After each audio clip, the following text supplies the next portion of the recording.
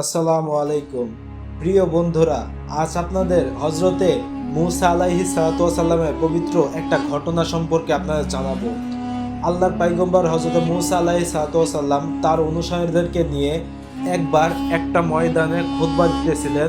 তখন আল্লাহর পয়গম্বর হজরত মুসা আলাইহিস সালাতু ওয়াস সালামকে তার এক অনুসারী উম্মত জিজ্ঞাসা করলো, হে মুসা নবী, আপনার কাছে আমার একটা প্রশ্ন।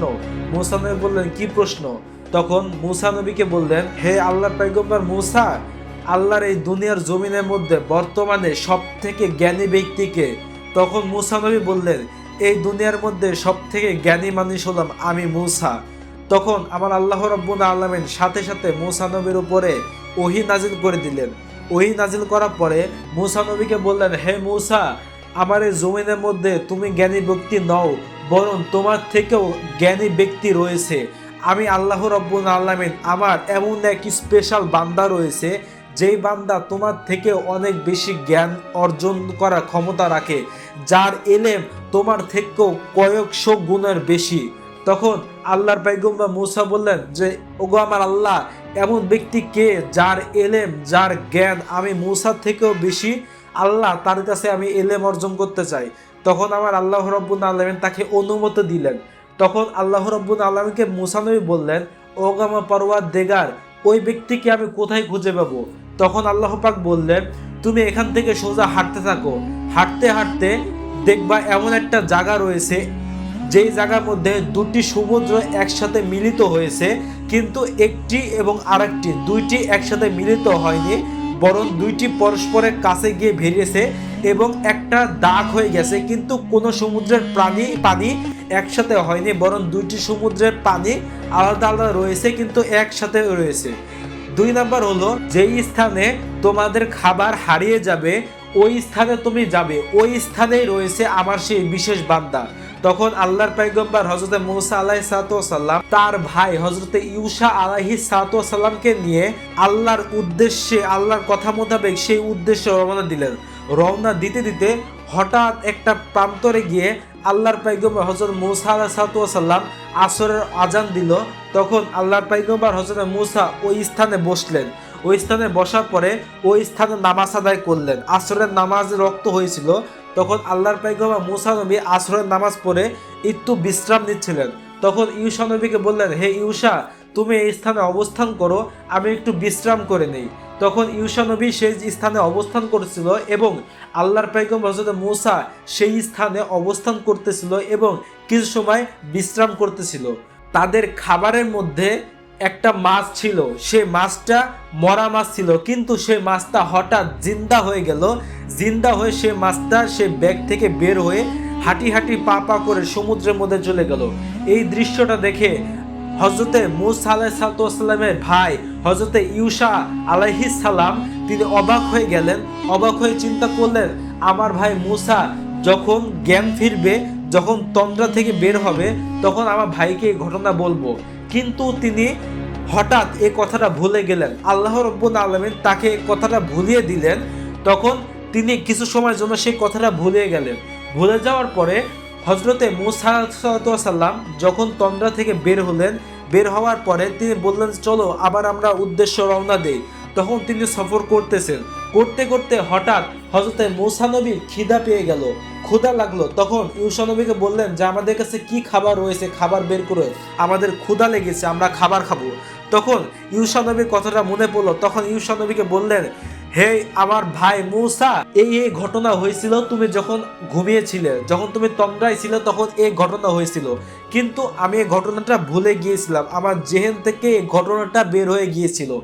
তখন মুসা নবী হযরতে ইউশাকে নিয়ে আবার সেই স্থানে চলে গেল। ওই স্থানে যাওয়ার পরে ইউশা নবীকে বললেন যে, এই স্থানে তুমি খুঁজে পেয়েছো, এই স্থানে কি মাছ হারিয়ে গিয়েছিল? তখন ইউশা নবী বললেন যে, হ্যাঁ, এই স্থানে মাছটা হারিয়ে গেছিল। তখন আল্লাহর পয়গম্বর হযরত মুসা আলাইহিস সালাতু ওয়াস সালাম ওইখানে অনেক খোঁজাখুঁজি পরে আল্লাহর নির্দেশে, মহান আল্লাহ রাব্বুল আলামিনের মহিমায় তিনি হযরতে খাজা খিজির আলাইহিস সালাতু ওয়াস সালামকে খুঁজে পেলেন।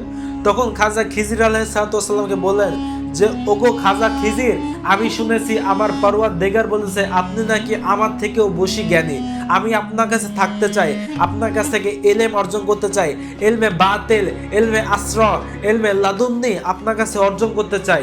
এই এলেম আমাকে শিক্ষা দেন। তখন মূসা নবীকে বললেন যে আমি তোমাকে আমার কাছে রাখবো, কিন্তু আমার একটা শর্ত রয়েছে। কয় কি শর্ত? কয় যে তুমি আমাকে কোনো ধরনের প্রশ্ন করতে পারবা না। যদি আমার এই শর্ত পূরণ করতে পারো তাহলে তুমি আমার সাথে যাবা, আর নয়তো যাবা না। তখন মূসা নবী বললেন যে ঠিক আছে, আমি আপনার শর্তে রাজি, আপনি যা করবেন আমি কোনো প্রশ্ন করব না, আপনি আমাকে যতটুকু জানাবেন আমি ততটুকু জানবো, এর বাহিরে আমি কোনো প্রশ্ন করব না। তখন খাজা খিজির বললেন তাহলে ঠিক আছে, চলো আমরা হাঁটতে থাকি। তখন হাঁটতে হাঁটতে একটা সমুদ্র এসে গেল, একটা নদী এসে গেল। তখন খাজা খিজির বললেন যে আমরা এই নদী পার হব, আমরা মুসাফির মানুষ। তখন ওই নৌকা আল্লাহ মাঝিটা বললেন যে ঠিক আছে, আমি আপনাদেরকে বিনা টাকায় পার করে দেব, আপনাদের কোনো টাকা পয়সা দিতে হবে না। তখন খাজা খিজির আলাইহিস সালাম এবং কি হযরত মূসা নবী, তারা দুইজন সে নদীটা পার হয়ে গেল, কোনো ধরনের টাকা পয়সা নিল না। তখন পার হয়ে যাওয়ার পরে খাজা খিজির আলাইহিস সালাম সে নৌকার পিঠের মধ্যে, সে নৌকার সে পিছের মধ্যে কুড়াল দিয়ে আঘাত করে সে নৌকাটা ভেঙে দিল। ভেঙে খাজা খিজির আলাইহিস সালাম মূসা নবীকে নিয়ে চলে গেল। তখন মূসা নবী বললেন যে আপনি এটা কি করলেন? এই বেচারাটা আমাদেরকে বিনা টাকায় নদী পার করে দিল, আপনি তাকে টাকা তো দিলেনই না, সে তো টাকা নেয়নি, বরং আপনি তার ক্ষতি করলেন কেন? তখন মূসা নবীকে বললেন যে আমি তোমাকে বলেছিলাম তুমি আমার কাছে কোনো প্রশ্ন করতে পারবে না, কিন্তু তুমি আমার কাছে প্রশ্ন করেছো, আমি তোমাকে আমার কাছে রাখবো না। তখন মূসা নবীর ওয়াদার কথা মনে পড়লো, তখন বললো ঠিক আছে, আমি আর আপনার কোনো প্রশ্ন করব না, আমাকে আর একটা সুযোগ দেন। তখন খাজা খিজরি আলাইহিস সালাম বললেন ঠিক আছে, আমি তোমাকে আর একটা সুযোগ দিলাম, চলো আমরা আবার হাঁটতে থাকি। হাঁটতে হাঁটতে বহু দূর চলে গেল। যাওয়ার পরে দেখলো কয়েকজন বাচ্চা আশেপাশে খেলতেছিল। তখন খাজা খিজির আলাইহিস সালাম ওই বাচ্চাদের মধ্যে একটা বাচ্চাকে ধরলেন, ধরা পরে তিনি তাকে জবাই করলেন, হত্যা করলেন। যখন খাজা খিজির আলাইহিস সালাম ওই বাচ্চাটাকে মেরে ফেললেন, তখন খাজা খিজির আলাইহিস সালামকে মূসা নবী রাগান্বিত অবস্থায় বললেন আপনি এটা কি করলেন? আপনি একটা বাচ্চাকে হত্যা করলেন কেন? আপনার এই বাচ্চা কোন ক্ষতি করেছিল আপনি এই বাচ্চাকে হত্যা করলেন? আল্লাহকে ভয় করুন, কেন আপনি এই বাচ্চাটাকে হত্যা করলেন? তখন খাজা খিজির আলাইহিস সালাম বলেছিল যে আমি তোমাকে আমার কাছে রাখবো না, আমি বলেছিলাম তুমি আমাকে কোনো ধরনের প্রশ্ন করতে পারবা না, কিন্তু তুমি আমাকে প্রশ্ন করেছিল, আমি তোমাকে আমার কাছে রাখবো না।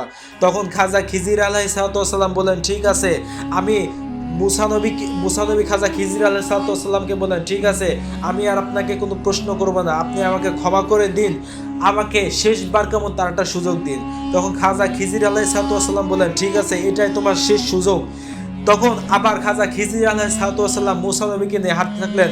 হাঁটতে হাঁটতে হাঁটতে হাঁটতে বহু দূর চলে গেলেন, একটা গ্রামের মধ্যে চলে গেলেন। গ্রামের মধ্যে আসার পরে খাজা খিজির আলাইহিস সালাম বললেন যে হে মূসা, আমাদের তো খিদা লেগেছে, আমরা তো খাবার খাইনি, তাহলে চলো এই এলাকার মানুষকে বলি কিছু খাবার দেয় কিনা। তখন ওই এলাকার মানুষকে কিছু খাবার দিতে চাইলেন, কোনো মানুষ তাকে খাবার দেয়নি। না দেওয়ার ফলে তিনি একটা বাড়ির মধ্যে ঢুকলেন। বাড়ির মধ্যে ঢোকার পরে বললেন যে মা, ও মা, কিছু খাবার হবে?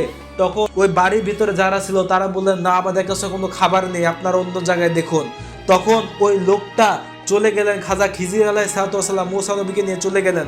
যাওয়ার পরে দেখলেন ওই ঘরের দরজায় যে দেওয়াল ছিল সেই দেওয়াল হলো ভাঙ্গা। তখন খাজা খিজির আলাইহিস সালাম বলেছিলেন ও বাবা মূসা, চলো আমরা দুইজন মিলে দেওয়ালটা ঠিক করি। তখন তারা দুইজন মিলে দেওয়ালটা ঠিক করলেন। দেওয়ালটা ঠিক করে বললেন চলো যাই। রাগান্বিত হয়ে বলেন আমি আপনার কাছে আর যাবো না, আপনি কেন এই দেওয়ালটা ঠিক করলেন? তারা তো আমাদের খাবার দেয়নি, আমাদের অপমান করেছে, তারপরেও কেন দেওয়ালটা ঠিক করলেন কোনো পারিশ্রমিক ছাড়া?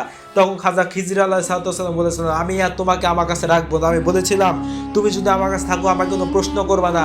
তখন খাজা খিজির আলাইহিস সালামকে মূসা নবী বলেছিলেন যে আমিও আপনার কাছে থাকবো না, আপনি এতগুলো কাজ করলেন, একটা কাজও ঠিক মতো আপনি করেন নাই, কিন্তু আমি কোনো প্রশ্ন করেছি, আপনি বলছেন যে আমি তোমার প্রশ্ন উত্তর দেব না, আবার আপনি নাকি সব থেকে বড় জ্ঞানী, কোন দিক থেকে আল্লাহ আপনাকে জ্ঞানী বললো?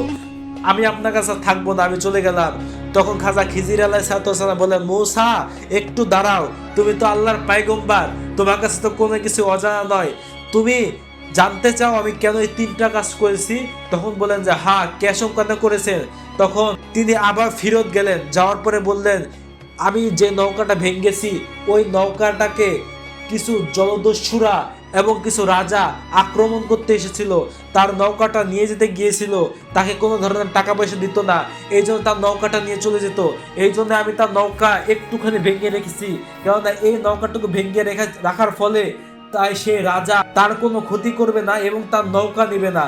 ওই মাঝিটা কিছুক্ষণ পরে হালকা একটু জোড়াতালি দিয়ে সেই নৌকাটা ঠিক করে আবার চালাতে পারে, কিন্তু তার নৌকাটা যদি নিয়ে যায় তবে তার নৌকা আর ফেরত পাবে না, সে অনাহারে মরবে।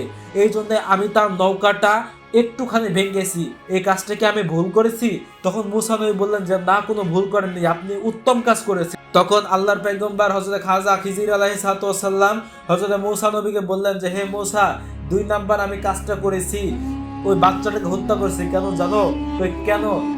ওই বাচ্চার বাবা মা আত্মীয় স্বজন সবাই জান্নাতি, তারা আল্লাহকে বিশ্বাস করে, আল্লাহর ইবাদত করে, অনেক বড় ইবাদত করে, অনেক আল্লাহর ইবাদত করে, আল্লাহকে মানে, এই জন্য তারা মরার পরে অবশ্যই তারা জান্নাত পাবে।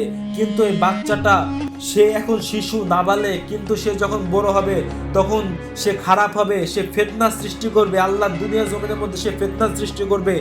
সেই ফিতনা সৃষ্টি করার কারণে তার বাবা মা জাহান্নামে যাবে। এই জন্য তার বাবা মা আত্মীয় স্বজনকে জাহান্নাম থেকে বাঁচানোর জন্য তাকে হত্যা করেছি। এই কাজটাকে আমি ভুল করেছি? তখন মুসা নবী বললেন না, আপনি ভুল করেননি, আপনি তো উত্তম কাজ করেছেন। 3 নাম্বার কাজ, দেওয়ালটা আমি কেন ঠিক করেছেন?